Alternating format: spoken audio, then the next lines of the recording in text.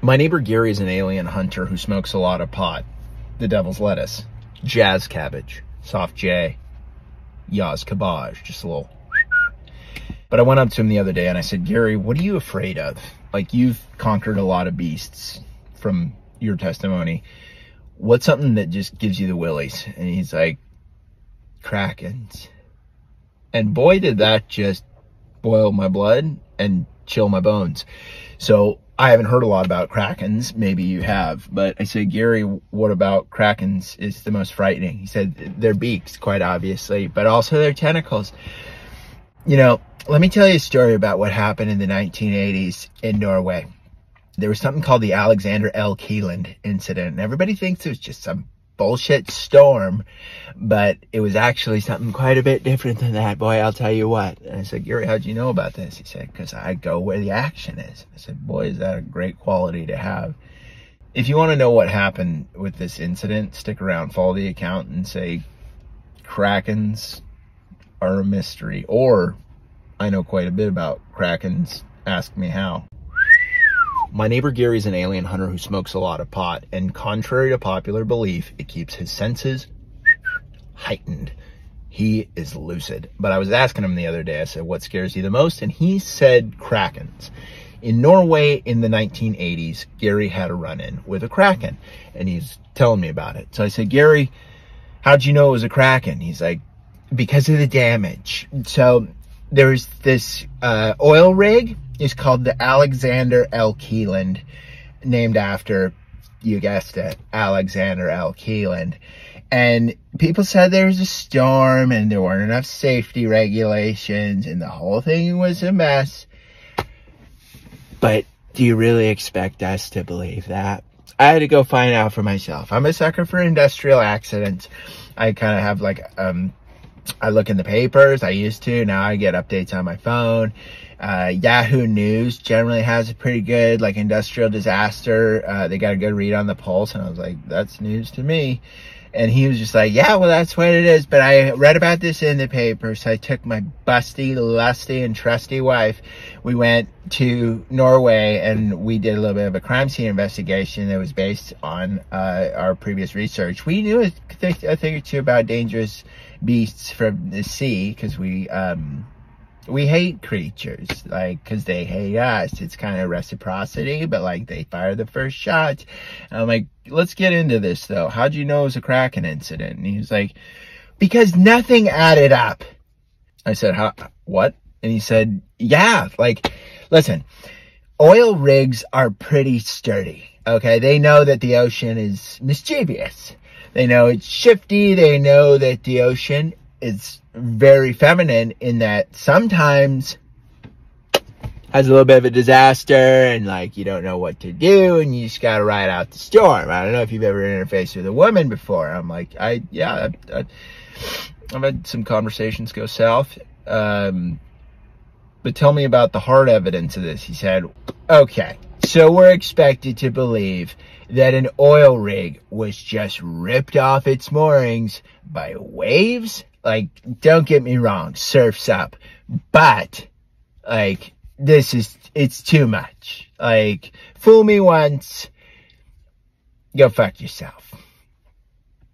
If you want to hear how this plays out, stick around, follow the account, and just say, fool me once, go fuck yourself.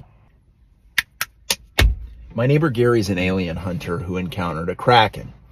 I heard about this from Gary when he was smoking a bunch of pot, which adds credibility to the tale.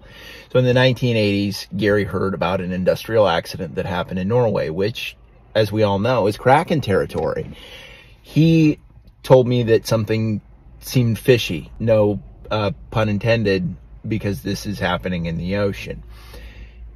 But I said, Gary, you went to the site, did you not? And he said, yeah, we went there. We went with our toolkit.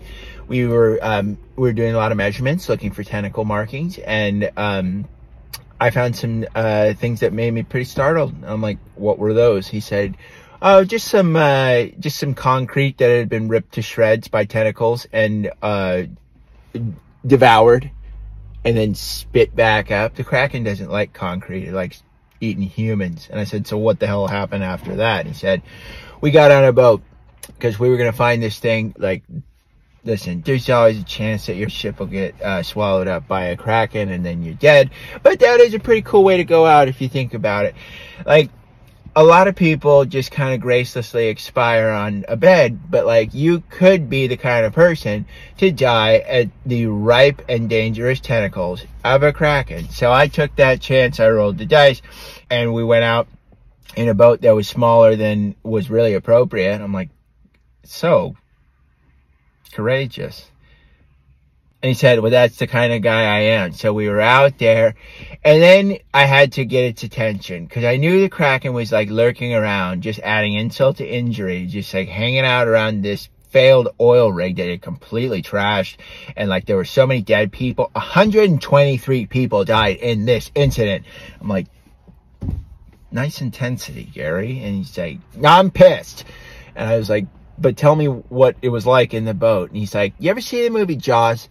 And I'm like, yeah. And he's like, by comparison, this whole situation makes Jaws look like a big who gives a fuck. And I'm like, great. If you want to hear how this plays out, follow the account, because Gary, I'm going to tell you about how he encountered a Kraken. Just write a nice little comment and say, Gary's my captain.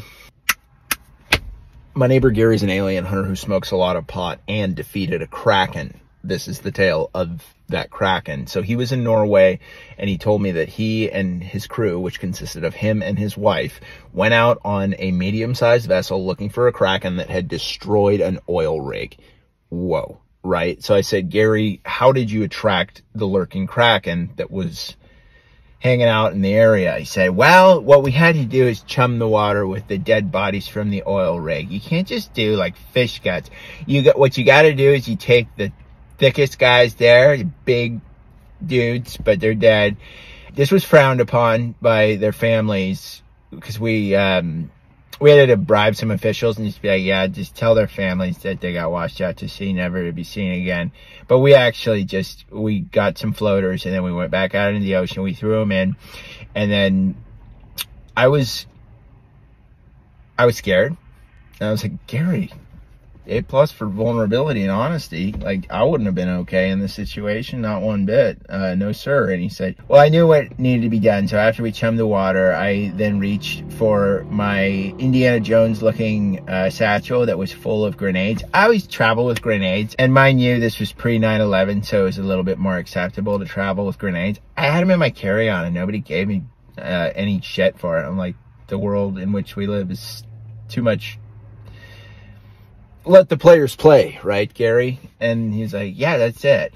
So we were chumming the water with dead fat guys, and then and then the Kraken showed up, and he exposed himself because I saw the tentacles, and then I told my wife, I said, entice him, make him show his fucking face. And I was like, Gary, this is so nuts. And he's like, but that's what it takes. Never give up. It's a good message. Continue, please. This is amazing. And he's like, yeah. So my wife, she stroked some of the tentacles, and then the thing came out, and then I threw a whole bag of grenades in his face, straight down the beak hole. Whole thing exploded. But here's where things get a little bit interesting. That Kraken was a girl, and it was pregnant, and we didn't get all the babies.